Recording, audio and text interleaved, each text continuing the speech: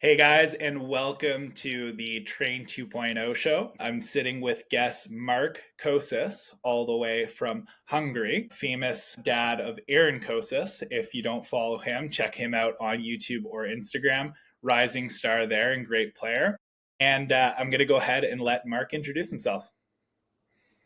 First of all, thank you for having me.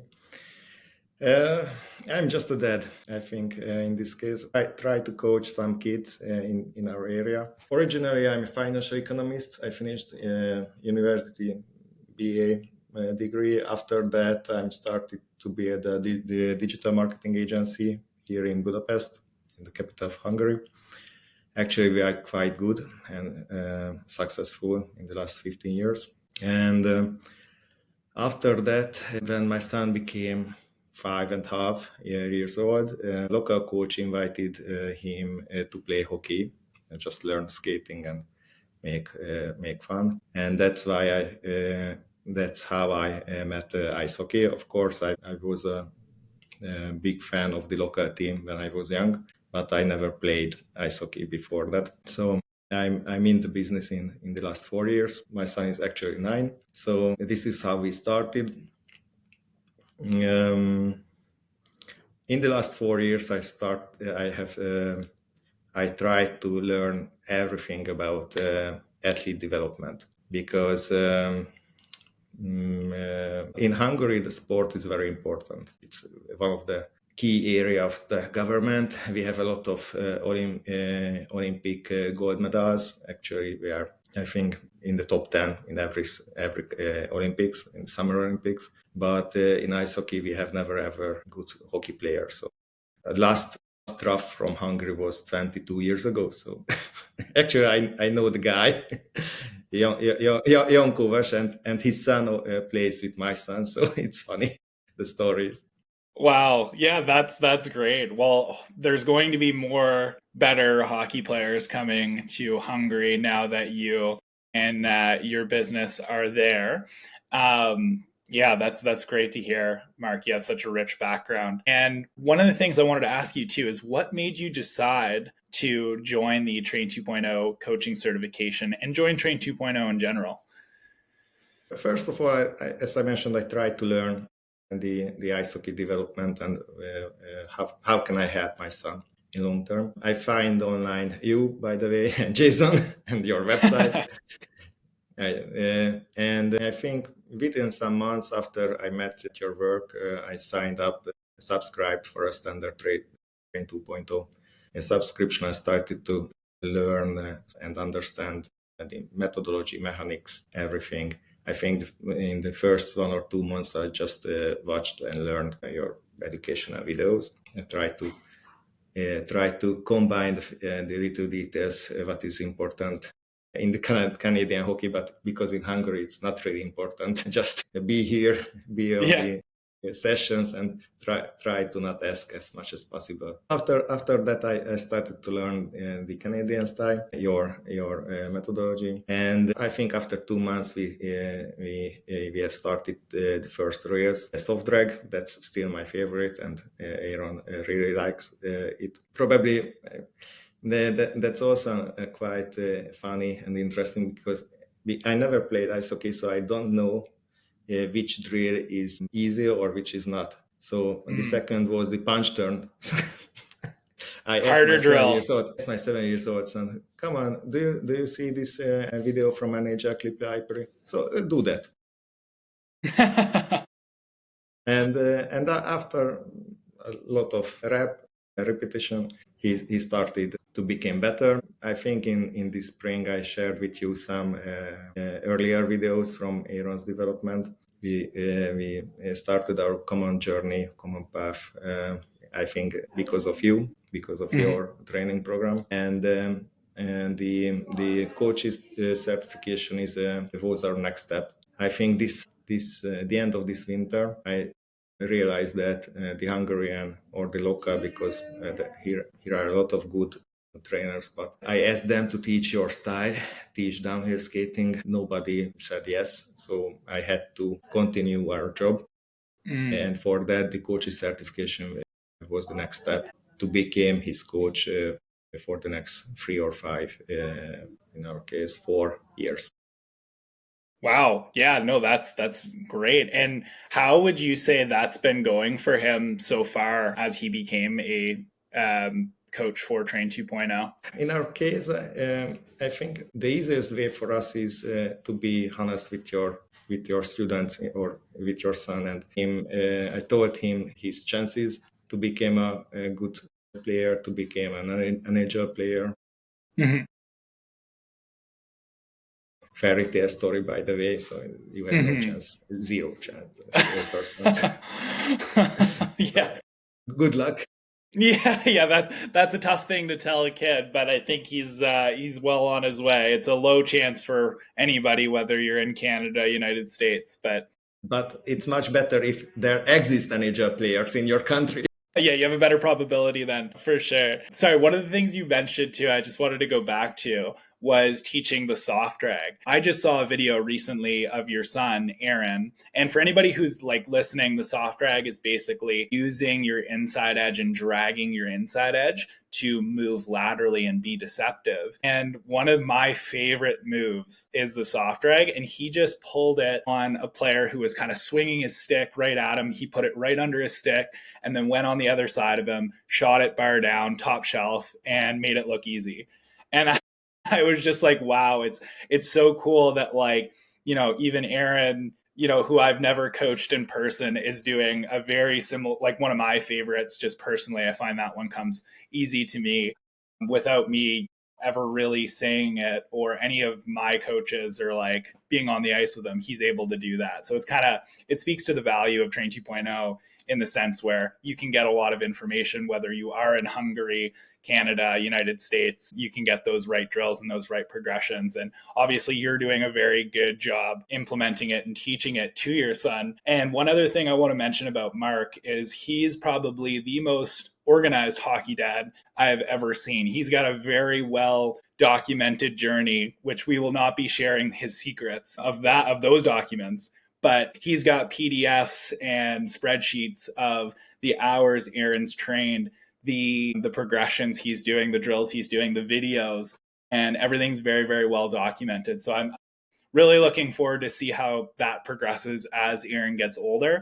And good on you, Mark, for doing that. We really appreciate seeing that. And obviously, it's working quite well for him. Now, before joining, what were some of the challenges maybe when Aaron was maybe 5 or 6 years old, or just before you found Train 2.0? What were the difficulties or the frustrations that you had in your trying to coach him? Because it would be tough because you weren't a hockey player yourself. Yes, in your case, it's much easier because you can go to an NHL game, you will see the speed of the players, you will see the actual prospects, speed, quality, skill set, everything you can see personally and you can compare your players to them. In our case, come on, nobody ever played any better leagues. A half a year ago, I counted the Hungarian players who play in the top 10 league in the world. Around 8 or 9,000 hockey players belongs to those leagues. And unfortunately, there were only 9 Hungarian Mm. players. That's half of the Hungarian national team who is actually in a level in the world championship, but at least we got 10 goals from Canada in any other. Yeah. Yeah, there you so, go. so we have not really chance in the real life. What is bothered me the most was that I didn't see the end of our journey. What should I teach him? How should I teach him? What is the Mm. necessary speed of his movement? And I've in with your coach's certification program, I got a exact list. Learn this. Measure his speed, measure the cadence, and after that you can compare your player to other players. In our Mm-hmm. case, we have to travel at least 5 to 7 hours to Czech Mm. Republic to play the best players in the Central Europe. Wow, yeah. And we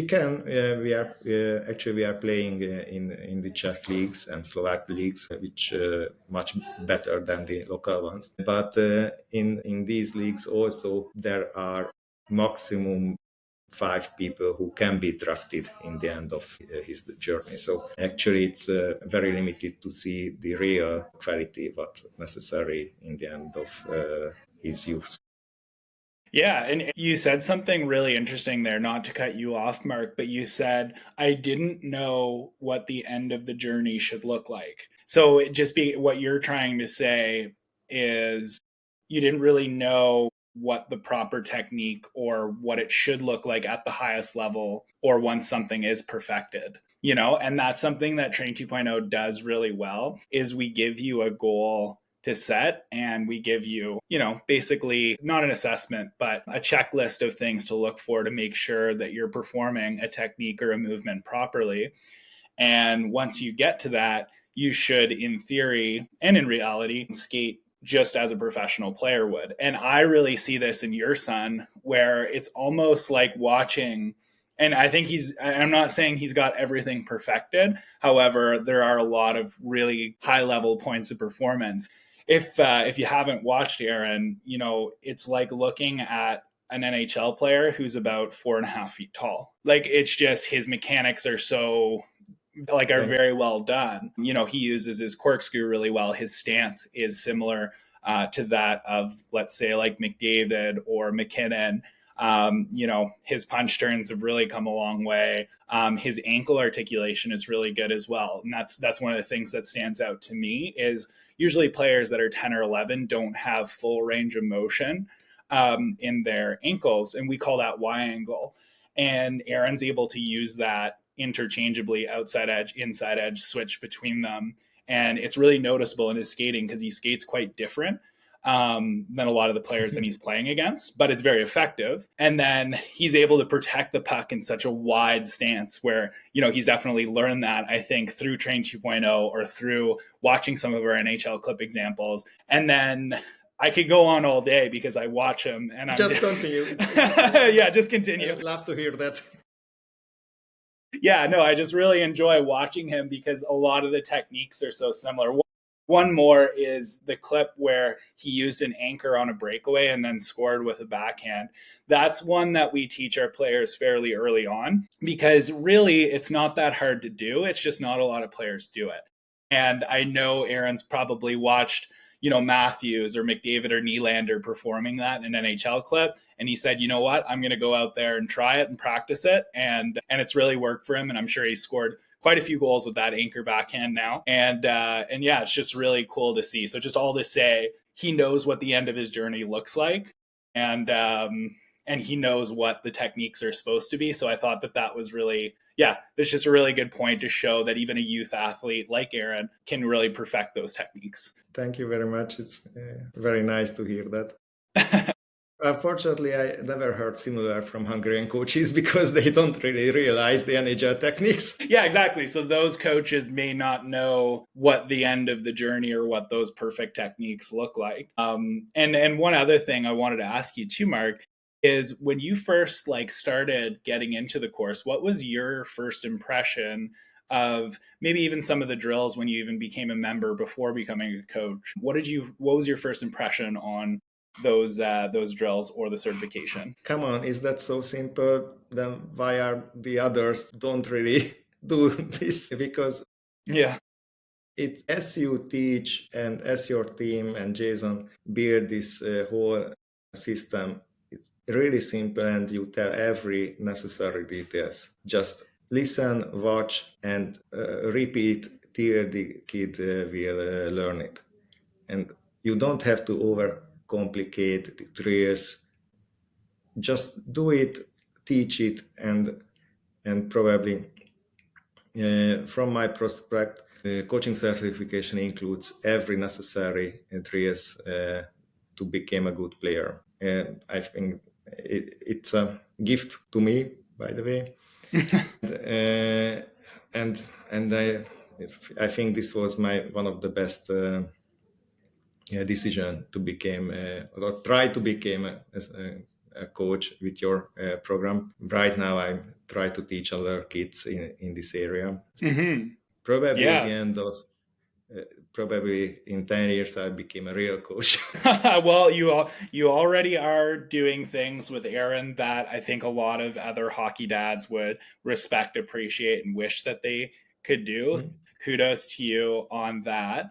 And yeah, you mentioned something else about simplicity. And the funny thing is with our drills, if you really watch them from like a parent perspective, we're not really doing anything complicated. It's very simple. You go out there, you isolate the 10 and 2, you isolate the cross unders, you isolate the corkscrew, and then you start to combine them later. One of my general critiques for a lot of newer skill development coaches or skill development coaches that aren't getting the results that they would like is sometimes they're trying to combine too many mechanics or too many drills into the same day or into the same training session. You have like a coach will dump a puck into the corner, they'll do a punch turn, a bunch of crosses, stick handle through a bunch of different things, and it's like a million things at once for the player to try to learn and comprehend.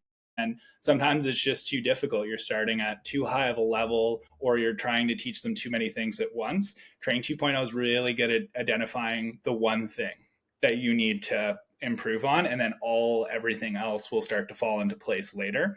But with that being said, sometimes our drills can be boring. Like they're not too flashy, they're not too complicated, they are very simple, but at the end of the day they work. And I think that's something to be said with Training 2.0, and I'm glad that you definitely mentioned that. Another thing I wanted to ask you was there any specific moment or concept that was like created a big aha moment for you? We call that the TSN turning point or the McKinnon moment, where you realize something that you may not have known before. Yes, in my case, there were a lot of aha moments. Actually, in my last 4 years, a big aha moment. First of all, when I realized that practicing on ice without cones, when you just focusing only one movement, optimize it, feel the best, and that's the best way to learn something new for the kids. I think it's, as I mentioned earlier, a lot of skill coaches try to overcomplicate and bring their board and draw some kind of abstract.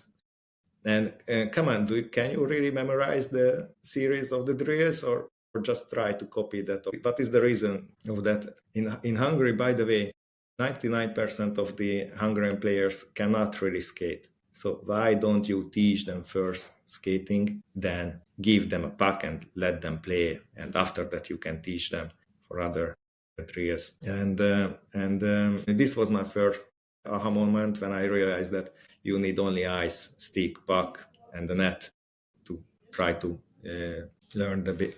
In my case, as I mentioned, I never played ice hockey and still never played ice hockey. Just actually the only thing that I learned in the last 4 years is the passing to Áron. I did at least 100,000 as I calculated. Wow. earlier. So actually I can assist and I can pass quite good. The second was that you don't really need to present the drill. You don't really need to show the drill exactly to the kid. Much better way if you show your videos, Kevin or Jason. The original Jason videos is quite good. And compared with these drills with the NHL clip library, where he can see the NHL stars in game, it's much more than enough. Because in this case, every details what a hockey player can analyze, edges, angles, stick position, puck position, is there. And you reuse the information if you try to copy McDavid. Come on, am I similar to McDavid? No, not really. My face can be, but not. So if I didn't realize it the first time. It was just half a year ago when I find out that probably Áron's skating style is thanks to that I never showed directly nothing. So I cannot show the drills. Come on, this is Kevin. I totally get it. Kevin did that. Kevin, I translated the background of the mechanic part, and every time I try to fix his mistakes, hand position, triangle if necessary, in corkscrew, the height of corkscrew, head up, and that's all my job. The drills came from video from you. I put on first in the first 2-3 years and just uploaded to my phone and showed the originals on phone on ice. Right now, since this summer, I try to have some friends of Áron, teammates from the local selects, to fix their mistakes in mechanic part and other lot mistake. Since then, I download school app. It's perfect. Thank you very much. On tablet, I can show them the original things. I can teach them the background. I think a lot of the coaches doesn't not really try to tell the background of the drills. Why is it? When you can use it? How to use it? What should you do with your body? What are the general mistakes that you will do? In the first year, it wasn't easy to accept Áron that I try to help him.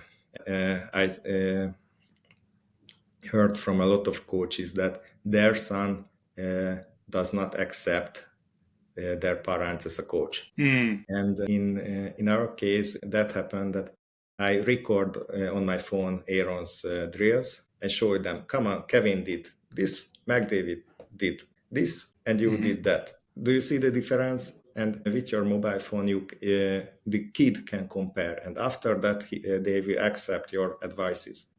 So yeah, you said a ton of great things there, Mark, not to cut you off, but one of the first thing that you mentioned was the drawing on the board for coaches. We call that in Canada, if you have the first player in the line who messes up the drill, we call that the drill buster. I'm sure there's something in Hungary that's similar too. But basically what happens is coaches draw these complex patterns on a coaching board, and generally the kids have no idea. And it's just usually fate that one kid will get it right. And then the coach is just like, yeah, go do that. But really, like with Train 2.0, we have 4 patterns. We have a straight line. So you skate in a straight line. You skate in either a zigzag, a circle, or an infinity, which is just a figure 8. So it's just 2 circles of opposite directions. So it's just very simple. And then for a skill development coach to go out there, it's very easy and it's very simple for your players to understand. So that way you're going to have a way more productive session and you're going to spend a lot less of your money and ice time trying to explain things that aren't going to work anyways.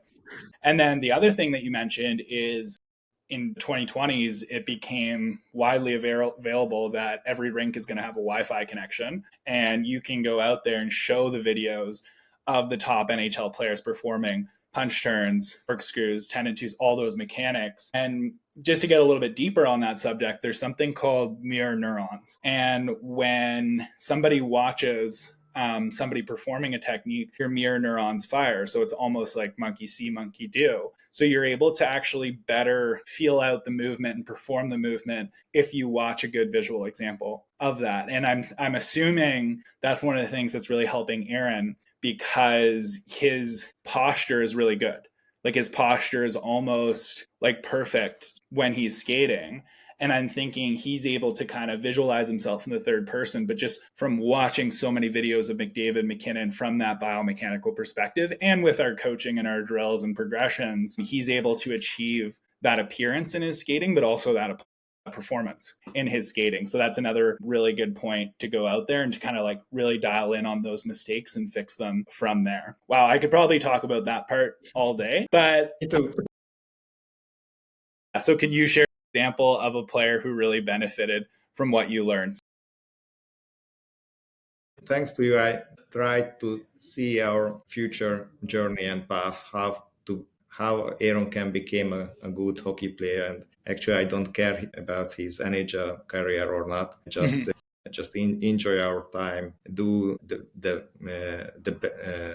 best what he can do, put every effort in his job, and from my perspective. And as I mentioned, it looks quite simple from my part, and I started to help to Aaron's friends this summer because I saw there they don't really use any kind of mechanics what Aaron learned from the Train 2.0. And as you mentioned, I'm a financial economist, so Excel is my best friend, and I record it every session. It is your best friend, and you're very good at it. So after that, I realized that come on, you should learn every necessary movement patterns within 100 hours.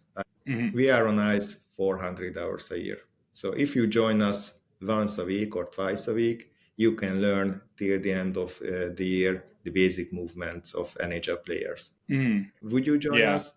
Wait, I think about it. And 3 months later, can I come? So we try to involve Aaron's friends in the sessions. Right now, we have 3, 4 very good players. Probably they will become national team members in the adult. So actually, we don't have much players in Hungary. So it's quite easy to become famous here. Yeah, for sure. It's funny. It's like Aaron's friends are like, oh, I don't know if I really want to sign up. And then they wait a couple months and they see how much he's progressed in probably a fairly short period of time.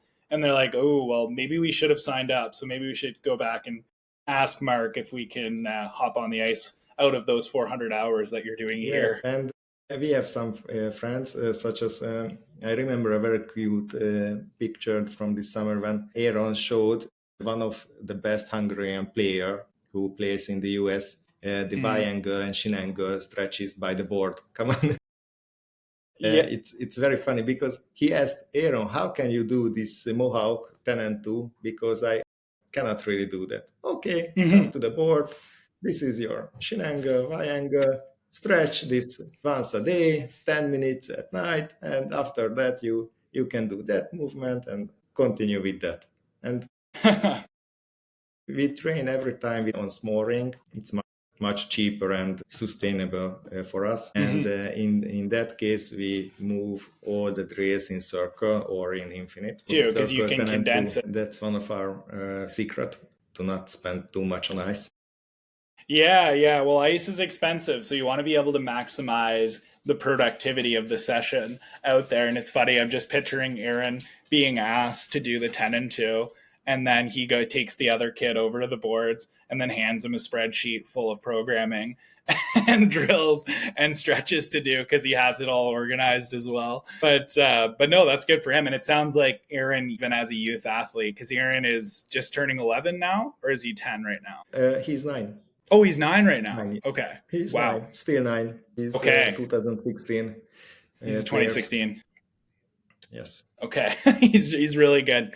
Sorry for that. yeah. No worries. I thought he might have turned 10. But yeah, no, he is very, very skilled player for his age. And something else, Mark, too, is, and this is a really good question for you because you're from Hungary, and that's a country where the hockey isn't as popular as it is, let's say, in Canada, the States, or maybe Russia. How do you find the community or feedback system has supported your growth as a coach? I really enjoy learning from other people's problem. So I think every people try to do their best. So in the Train 2.0 community, and when I'm thinking about their problems, it can solve some of my previous or future problems too. So I think everybody here is to learn. One of the nicest community, by the way, thanks to the organizers and you. Well, thank you. And the community is to develop, learn, try to teach your students. And that's why I think the community is the best. I cannot say more because I'm not really like to ask because I'm shy because I have a lot of times I don't know the questions too. And I try to research the scientific background just for the question. So should I use this in the question or not? Or am I fully stupid? Okay, wait till someone else will ask it. Yeah, no, that's great, Mark. Yeah, like what Mark is saying there is like a lot of the times we're posting a bunch of videos that a lot of our coaches can mutually see. And even though, he may not be asking questions, he's still looking at them and learning from those videos or from those clips or those new drills. and stuff like that. And I could see how that would be really helpful, especially for yourself, because you're so active. You're always, 400 hours a year is no joke. That's a lot of ice time. Like, that is a lot of time spent on the ice. So you're going to want to add new things and maybe just reiterate or just really build on the things that you've been working on out there and make some progression. So that's awesome. What advice would you give to a coach on maybe who's thinking about taking the certification, whether they're a team coach, a hockey parent like yourself, or just a private skill development coach provider? Maybe they're on the fence about taking the coaching certification program. What would you tell them? Don't hesitate. Always the missed opportunities that cost the most. I I cannot say that Aaron proved, because I think the results will be visible in 10 or 15 years. But here I am. Come on, that's also a funny story. How became am I to the Canadian hockey podcast as a Hungarian parent with financial background? So this is somehow happened, and this somehow is the train 2.0. Then try it, do it. If don't really think about the advice, is just do it. It works better day by day, week by week. In the last months, I became a very happy people, because I see what Aaron's doesn't know. I know the next drills for the spring, for the summer. I know what should I teach him in the next year. From my perspective, that's the best, and that's what every parent and coach should do, I think. Yeah, wow. Well, great answer to that, Mark. And thank you so much for joining us today. That's Mark Kosis. Definitely follow Áron Kosis on YouTube and on Instagram, and just to watch that journey and how he develops as a very young player. And I think he's going to develop into a very, very good hockey player if he keeps doing those 400 hours every year of training, especially with you. And More. yeah, it might increase the program. The progression might require more ice time later and cost you a bit more money, but in ice time. Thank you again for joining us. I really appreciate it. And this was a really fun conversation. I've been looking forward to having this conversation with Mark for a long time, because I think he's doing such great work with Áron as a coach, and some of the other players I'm sure that he's working with as well. So again, thank you. And yeah, we'll see you in the next podcast that we do next year. Thank you again for having me, and just continue and try to learn something new every week, and also thank you again your job. Without you and without your train 2.0, probably I'm thinking about Aaron should be a soccer player or someone else. For us, this is the only chance. So, and I think this can motivate others too. Well, thanks, Mark. That's great to hear, and it fills my heart too that we're making a difference for you guys. So thank you, and have a great rest of your day.